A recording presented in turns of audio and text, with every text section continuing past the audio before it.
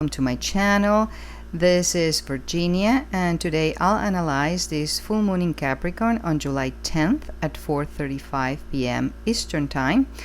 And then we will see how this will play out for your sign, and for a better understanding, you can check your sun, your moon, and your rising. Your rising is the most important because it determines the whole house system of your chart, then followed by the sun, that is more like your soul.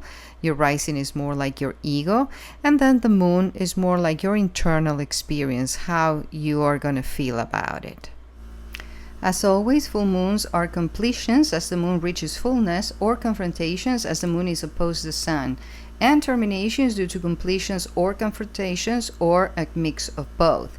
Now, this full moon is at 18 degrees with 49 minutes of Capricorn, so is ruled by Saturn. And Capricorn is the sign associated with the 10th house of career and reputation, indicating success or hierarchy. Capricorn is the goat that reaches all the way to the top of the mountain due to personal effort. And 18 degrees is a Virgo degree.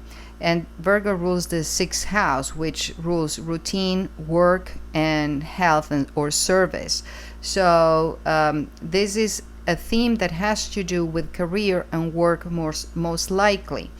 If we check the Sabian symbol and we round up to 19 degrees Cap, is a child with a bag of groceries, which speaks of accelerated growth, for better or for worse, and premature responsibilities.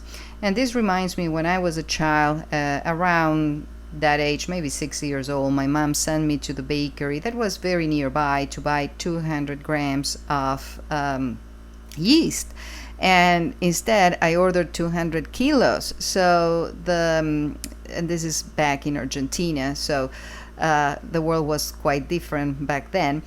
And the seller said, is 200 grams or 200 kilos? And I said, oh, I don't know, let me go back and ask. And she said, no, it's 200 grams. And I didn't know that she was pulling my leg. And I said, what about if it is 200 kilos? And she said, that wouldn't fit in this bakery. So this Sabian symbol remind me of that experience of having to take responsibilities when you're not yet ready, and still you're able to pull that off. Now, the moon is in detriment in Capricorn because it's opposed to Cancer, where she's the ruler in Cancer. The moon represents the mood, the body, the emotions, motherhood, home. But Capricorn is all about work. So we are in Cancer season. We're in summer season. We don't want to work. We want to vacay. And this moon is out of bounds if you see the table to the right, the upper right. So out of bounds means that it's out of the control of the sun's domain. So this moon is moody and wants to do what it wants to do. And Saturn, ruler of Capricorn and therefore of this moon, the so-called great malefic, though in astrology malefics and benefics don't necessarily mean good or bad, but rather easy or challenging energy, is associated with authority, with patriarchy, with establishment, with rules and regulations, is the planet of governments too. Saturn is the planet of the big lessons in life. I like to call it the great teacher. And what does the teacher do? It grades you, it tests you, either compensates you or otherwise, for better or for worse. Saturn is dense and constrict and is about limits and boundaries, so is the ruler of matter.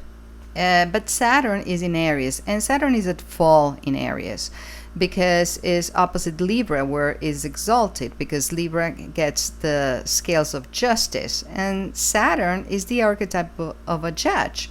But in Aries, the kinetic cardinal fire sign of war, Saturn becomes the general. And Saturn much rather be in the court than in a battlefield, like our politicians, for example. So both the full moon and her ruler are afflicted. And you can see that in the score on the tables on the lower right, which gives an overall negative. Now, this for the collective is more of a completion or a release of something related with career, higher goals and aspirations, or reputation. either due to completing a term, like a graduation, for example, or a change in an aspirations, like a career change, or retirement. That will allow you to pursue your hobby. And Saturn, in conjunction with Neptune, the planet of illusion and spirituality, but also disillusion and delusion, brings the question about if our dreams, Neptune, are realistic enough, Saturn, in order to let go of a career, maybe to favor a hobby. And because these two are in a grand sextile with the outer planets, there's a big conversation about how we need to transform and reinvent ourselves with Pluto, the planet of death, rebirth, and transformation in Aquarius, the sign of the collective, and how radical we want to be with Uranus, the planet of shock and upheaval, to make a sudden change that rocks the boat. And Uranus is at 0 degrees Gemini since its ingress on Monday. So if Uranus was at the 29 critical degree for the last new moon, now at 0 degrees is the most cardinal degree and is an immutable, meaning a changeable sign. So it's uber critical. But because it's a slow-moving planet, is a 7-year transit through the sign, so we are not going to make this change overnight. Gemini is ruled by Mercury, and Uranus is a higher octave of Mercury, and it's going to intensify all themes related to communication, thinking, ideas, writing, movement like commute, relationship with peers, neighbors, siblings, cousins, is going to favor the tech and AI sector and crypto, etc. The rocking of the boat, it could be both for better and for worse. In the bigger picture with this grand sextile is for a higher reason. Now, recently we had Venus conjunct with Uranus too, so this implies changes in either love or financials, because Venus rules beauty, harmony, love, pleasure, luxury, money, cash flow. And Venus is trine Pluto, facilitating the transformation in how we communicate, like our love language, or how we transact, because it's in Gemini, the planet that is ruled by Mercury, the merchant. But Venus is in an aversion with Jupiter, so both benefics are at odds. This is like a blind spot. So Jupiter is too comfortable in Cancer, and Gemini is the 12th house of loss for Jupiter. So we can run the risk of being too comfortable. But thankfully, the full moon is in a flow with the nodes of fate. The North Node is in Pisces, representing spirituality, raising the bar, and is ruled traditionally by Neptune and in modern astrology by Jupiter. Jupiter is exalted for a whole year in Cancer, benefiting our future. And Neptune is in a conjunction with Saturn, the ruler of the full moon, working together to manifest goals. And in the sign of Aries, which is the sign of new beginnings, which is ruled by Mars, the planet of action, this is action towards new beginnings. And Mars is in Virgo, which is an earth sign that helps us ground. Our intentions is mutable, so we are adaptable to the changes, and is very detail oriented, so there's precision in this change. And Mars is in a trine with the full moon, therefore it supports the mission. So this is a precise move, grounded in reality, supporting the release, whatever this release is. And with the south node of letting go in Virgo, we might give up on perfectionism that keeps us stuck. And Mars is in an aversion with Mercury, and Mercury is in shadow in Leo. So this is another blind spot for what we might need to revisit whatever we do in our creative part of the chart when Mercury retrogrades. And that goes both for creative projects or things more like recreation or procreation as well. And at least there's a mutual reception here, because Mars is in Virgo and Mercury is in Leo, and Mercury much rather be in Virgo, and Mars loves being in Leo. So they're working together, even though it seems like they're not even speaking the same language. They're trying to communicate somehow. So overall, I don't see this as a negative full moon, but rather as a transition to something new that is due. And this is with the occasional growing pains that come with the territory, as what's ideal is not real, and this is very much real. And for Cap, Sun, Moon, or Rising, this full moon falls in you, in your sign, in yourself, in your house of ego and identity. And this is how you look, how you come across. And this is in conflict with the 7th house of others. And that can be anywhere from significant others, business partners, others in general, even public enemies. Now, the full moon is releasing something, probably like an old self that doesn't serve you anymore, and is in conflict with others that might offer resistance, and they might have to accept the new you. Now, this is in a very nice flow with the nodes of fate, past and future, and you have the North Node in the 3rd house of communication in Pisces. So your communication affects mostly your relationship with peers. And this is also the house of writing and the house of learning and also the house of moving, like commute. And because it's in Pisces, you're raising the spiritual bar here.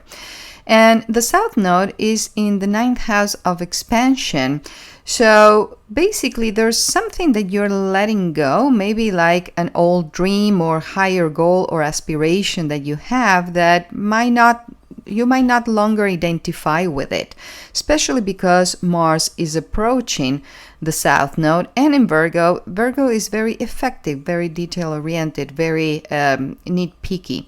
This is also, the house of expansion is also the house of long-distance travel, higher education, and is the house of belief system. So there's something that you either no longer believe, you no longer abide by, or maybe you're ditching some kind of higher education, or you decided against doing some international travel. It depends on you. Now, the Saturn-Neptune conjunction falls in your IC, in your house of home. And this is some kind of new beginning at home, in the home front, that goes on to healing Chiron, that is also here, but not conjunct, just witnessing this conjunction that is going to perfect as of February next year. In the meantime, these planets are going back for a little bit into Pisces, retesting the waters and then correcting some mistakes, and then we'll move forward again back into this house. So there is some kind of new beginning in the home front that it might be related with either a new house or a new living situation, or you are letting go of all patterns that come from your upbringing that goes into heal that hurt. With Pluto, the planet of death, rebirth, and transformation, in your 2nd house of values, you are reassessing your self-worth, or maybe you are changing your income stream and reprioritizing your values. And with Mercury, the communication planet, in your 8th house of investments and other people's money, you might be doing some movements here. And because it's in Leo, this is something that is aligned with your heart. So you're walking your talk, so to speak. And the 8th house is also the house of trust and deep intimacy and other people's money. This is the money of your spouse or the money of the bank in case of a mortgage or an insurance claim or taxes, you name it. So there is some kind of reprioritizing here that is also going to take place because Mercury is in shadow and it will go retrograde, correcting some mistakes or changing, shuffling things in your investment area. And with Uranus, the planet of sudden change, and Venus, the planet that rules both love and money, in your 6th house of routine, work, service, but also the house of health and pets, there is some kind of new change that will affect either your finances or your love life that is start taking place in your daily routine. Either you are changing your schedule or changing your diet or changing or starting an exercise regime or getting a pet, something in this area that you're taking care of for your health and therefore the way you produce and you give to the world, which can impact your love life and finances. And finally, with Juno, the asteroid of partnerships, and Vesta, the asteroid of investments, in Scorpio, the sign of trust, in your 11th house of groups and association, there might be some investment in partnering with the right tribe. Your vibe attracts your tribe. Remember that. So I hope that gave you more of a clear picture of how this full moon will play out for you. And if you need a private reading where I can help you the most, go to astrologybyvirginia.com and know that I will never reach out, so be aware of scammers. With that, I will leave you today. It takes me some time to make these videos and just a sec to like, so please do share the love, subscribe for more, and hit the bell not to miss out. Thank you for your time. See you in the next one. Namaste.